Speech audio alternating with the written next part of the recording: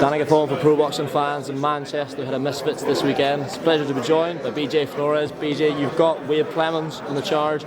I've seen loads of comments comparing his initial pad work 4 or 5 months ago to recently when he's been under your tutelage. Widespread consensus is he looks a much improved fighter.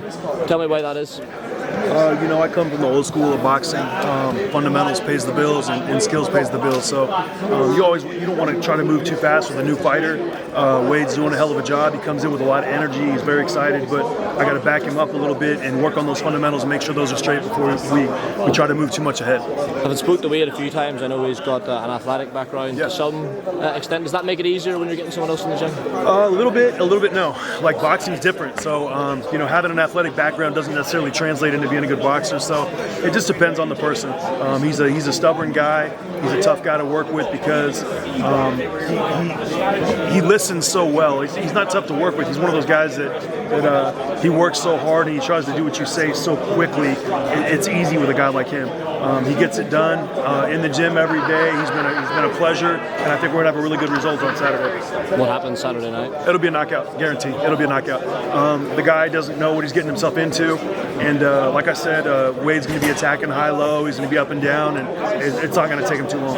BJ, when I've got you, I always like to get your thoughts on things happening in the more traditional boxing world.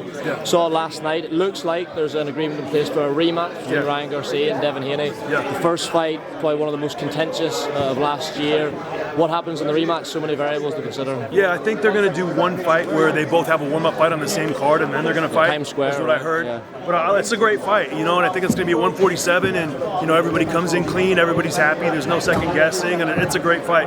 You got to remember, Devin won a lot of those rounds that Ryan didn't score the knockdown. So if he doesn't get those knockdowns, it'll be interesting. But Ryan's got that equalizer with that left hook, and he's very accurate. And last one, similar to the Hene Garcia rematch through Turkey Al Sheikh, there are rumblings that a fight between Terence Crawford and Canelo Alvarez could be near completion.